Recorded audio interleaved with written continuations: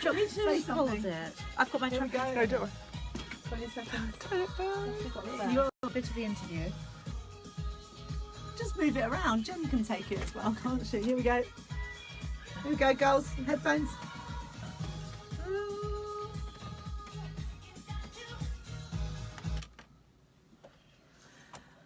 Brilliant. Madonna, Radio Verulam, good morning, St Albans, Kerry Cobb, Lady Jen, Dandy Dan, the local newsman, in the studio. But we are now joined by Facebook Live. Yes. But not just that, we're joined by two goddesses that have just wandered into the What a studio. We've got presence. Jordan, who's filming, and we've got Shakti, who's Facebook living or some such social media stuff, and of course is the authoress of a brand new book, or author of a brand new book called The Middle-Aged Goddess Playbook. Which, What a name. Shakti, welcome to the studio.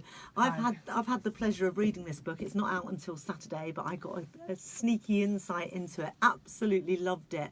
And we were just talking off air. I'd like you to explain a little bit more about it, because I read it as a beautiful story, a beautiful life story of a woman going through life, a young woman, a young mum, and all the experiences that you faced. Tell us a little bit more about what inspired you to write it. Oh God, when you ask that, I've gone goosebumpy Yeah. because that kind of brings up a lot of emotion. Of course, of course. So it's just a very cathartic. I guess in the first place, it was me sort of just being able to put pen to paper as to how I was feeling. Like the whole journey that I went through in my 20s was like, even now I can tap into that energy of how it felt, you know. And it was really it was like a living nightmare, actually. You had a bit of a hard time, didn't you? That's just the a bit. understatement of the year. Yeah. Give Lady That's Jen okay. that pink No, thing, no, and no, then no, she no. can face No, it no, like... no. Don't just put it on me. No, I don't want to be on live. Oh, thanks. Sorry. So you know, so writing a book can be quite cathartic. It can be kind of a record of everything that you've done, and it's out there in the written word. There's no going back from that, is there? So was there a moment when you wrote the book where you thought, no, I'm too scared to share all this, or... Do you know what, Kerry? It's really weird, but in the work I do, I actually don't have a lot of shame, or my deepest, darkest shames would be saved for a very intimate circle in Holland where I do Heart IQ. That's your heart circle. And I think one of the things that I try and, or one of the messages I try and put across in the book is actually how we're all the same. We're all, underneath all of it, underneath the makeup, underneath the clothing and all the experiences. And the words. We're all the same. Yeah. And that's, oh, go away. I'm filming, darling. I'm not doing too well. That's enough Facebook. Far too distracting. Underneath all of it, we're actually all the same, and I think that's the main message of the goddess is that, you know, we're all connected. We're all connected by an energy, and when you strip everything away, we're all the same. Yeah. So I think my journey has been about me going through a hellish nightmare in my 20s, spending my late 20s and my 30s. It feels really emotional. Woo!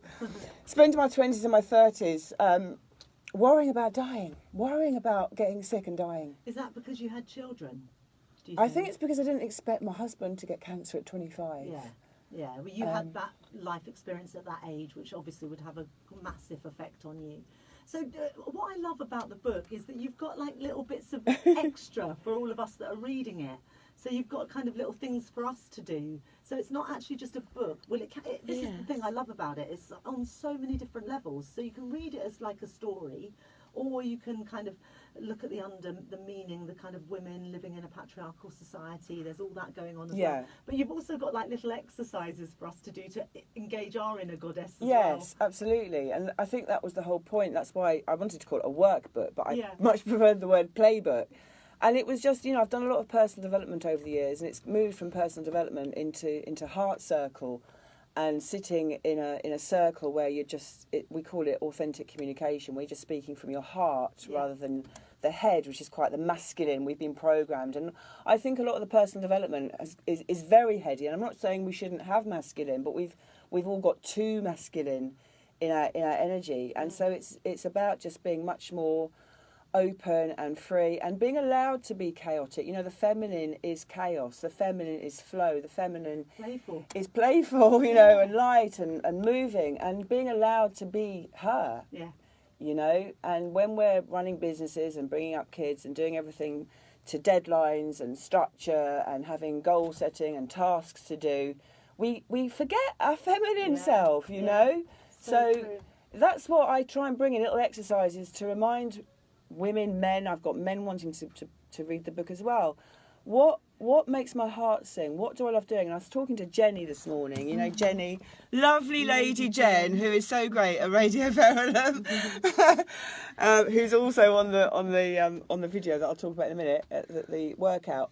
But just really kind of allowing us to just really kind of connect to what it is that our heart longs to do in this lifetime and do that. Nice. Which you're obviously all doing. You love doing this. That's very true. Hold that thought, because that's a beautiful thought to stay with. Lady Jen is going to do what she loves to do, which is check the traffic. And we'll come back to Shakti after this. So the 12th of August, right, okay, just a bit of feedback, Shakti. very own Marathi Festival. Get set for an